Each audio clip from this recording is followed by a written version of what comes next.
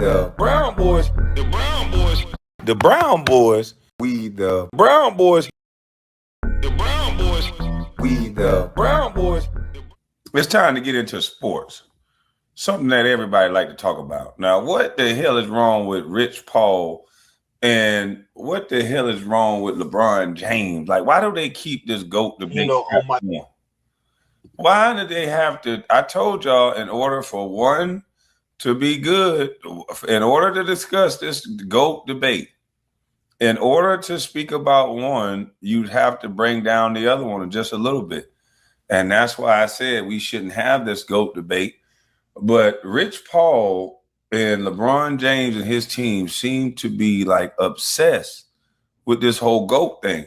So every time he opened his mouth, it's to take down MJ. Hell, we done heard Brandon Jennings say everybody in the night, all of 90s basketball suck. Like, really? All of the 90s, he said, suck.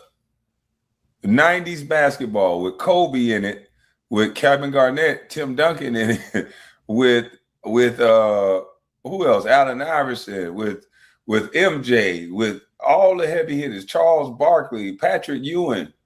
It was terrible.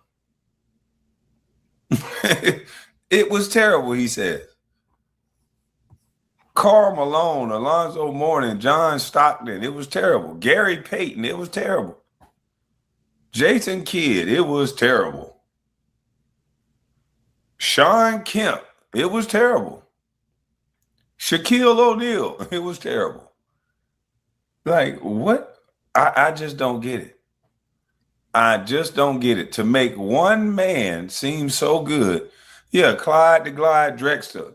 To make one man seem so good, now the entire 90s basketball was trash.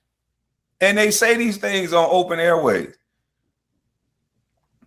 They say these things on open airways. It is beyond me how and why it's so important for one person to be called the GOAT to the point where they got to tear everybody else and everything else around down.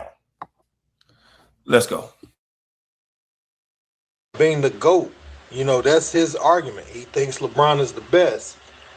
He's going to respond and say this about Rich Paul. Let's check it out. The same, right? They're just not, right? Scottie Pippen rings, those six, they're not the same as Michael Jordan's. Right. They're not the same as LeBron James. But they're pretty good. But they're good. They're good. If there's some sidekick rings, I think Scottie's rings are just the same as Michael Jordan's. Why not? Because he won the best player on the team. Yeah, but he was the most impactful player on the team. I get it. What do you mean? I get it. If you unplug Scottie Pippen off that team, sure, Jordan's 0 for 6. Sure, could be. Who knows? But could be. These Negroes want to play matchmaker and unplug. Yeah, we listening to a person that ain't never hoop a day in their life. We listening to a person that ain't never hoop a day in his life. That we don't know what this guy would have been without a whole nother grown man. But now he wants to talk as if he's a deciding factor on the if who could have been taken away game. Like, that's crazy. If you want to play that game, then LeBron James would have been nothing without Dwayne Wade. But this don't make no sense. If he could say this about MJ, then we can say this about LeBron. LeBron didn't even make the playoffs until AD arrived.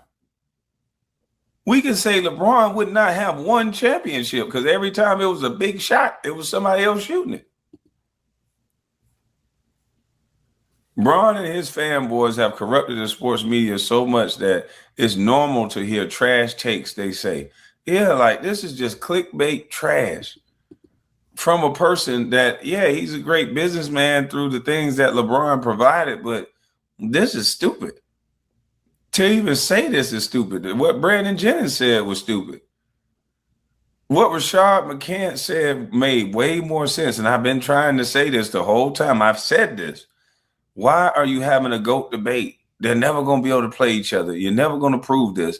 You're just going to argue. And they need this in sports and media because the people that they put up there to talk basketball, most of them don't know shit about basketball.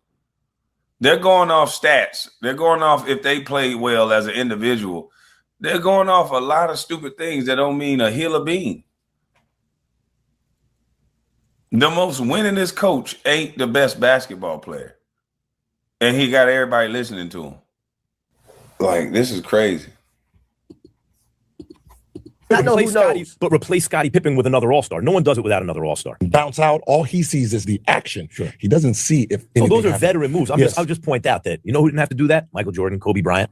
They didn't have to do that. They did. But they did here and there, but it wasn't like an epidemic. Like the difference is their first priority is to score. Mm-hmm. And then if they get the call, great. But it flipped, I think, with Harden and now with SGA, where it's like, I'm going to get the call. And if I score, great. But it wasn't as many voices. There wasn't many people voicing their opinion on these things when those guys played. They so. That's cap. That is straight cap. That is cap. Everybody voiced their opinion. They would say that Michael get too many calls. They got the Jordan rules. They got all that. People would voice their opinions all the time. We definitely didn't have as much independent media as we did, but that's through evolution. That ain't no knock on the game. But they want to try anything to make this guy to go. Jesus Christ. LeBron would be nothing without Chris Bosh. People even said it. The character, man, hold on. I wasn't even going to play this video, but he done pissed me off now. There's no question. It was the individual. But come on. But let me go into Rich Paul for a second. Let me dive into this. This is where he got to stop though. And this is where he starts to hurt LeBron James' GOAT case. You see what I'm saying? Like, and this is where people start saying the controlling of the narrative. Like, bro, you speaking on MJ and you saying these things, and it's like, oh man, here go Rich Paul. Rich Paul got Bron got to hype up because he's attached to him. And again, what I was saying, everybody got their picks. It's actually making it worse. One thing I can say in Bron defense, Bron don't never speak on nothing. We all know who Bron aspired to be, better than and wanted to be, was Jordan. He was 23 in respect for him.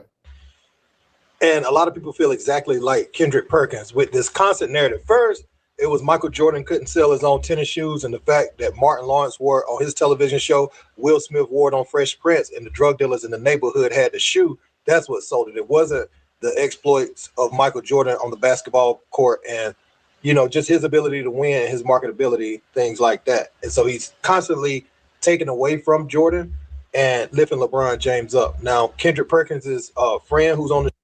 I told y'all years ago, and I'm glad some people called me hater. But they'll see it. They just taking a while to see it, but they'll see it. I said this. I said they got to take away from MJ in order to lift LeBron up.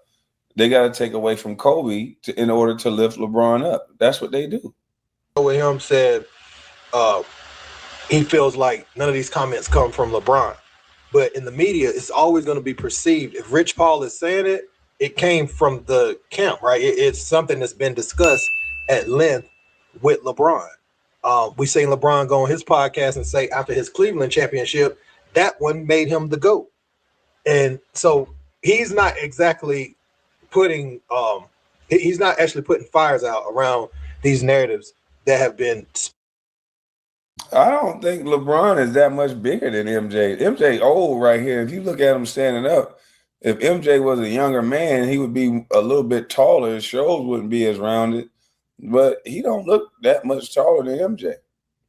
And if y'all think that little old size difference would make the world of difference, then you'd be surprised. You'd be surprised. And you don't have to be as heavy as someone to be as strong as them. MJ getting there with them 110-pound dumbbells, you can move anything around. You could do those 3 sets of 12. So it didn't matter. It didn't matter how heavy LeBron is. He throwing around 110-pound dumbbells in the weight room. And it looks like Rich Paul is an extension of some of the narratives, frankly, that LeBron has started and brought to the media. Now, he was compared to Jordan day one, and I think that plays into it too. You know, you come into the NBA, you're wearing number 23. Everybody's looking up to Michael Jordan. You live up to the hype. You know, I remember that first commercial and then that game against Sacramento where he showed out. You live up to the hype, you do all these things. But I think after getting to the finals, was it year 3? For year 4, was it year 3? And facing the San Antonio Spurs, many still looked at him as ahead of schedule, on Michael Jordan. I think when it really changed, the Miami move, people looked at that as weak, but then losing to Dallas and having the finals that he had, I think that's where you started to see, or that was the beginning of when there was a need for narratives, I feel like.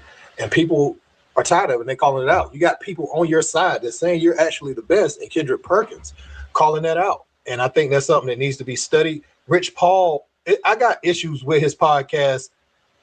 He's talking about Luka recently. He talked about Austin Reeves' contract. You're an agent talking about other agents' clients, as players on the team with your guy, with LeBron. Because you can't have no undrafted player looking that good and then thinking LeBron's supposed to take a back seat, so they had to take away from him, of course. We ain't playing that. And I don't believe it's respect why people wear other people's jersey. I think if you respect them, you don't wear their jersey. You total up the numbers and wear a different jersey or something. Wear goddamn 2 times 3, wear 6 or wear 5. Do something.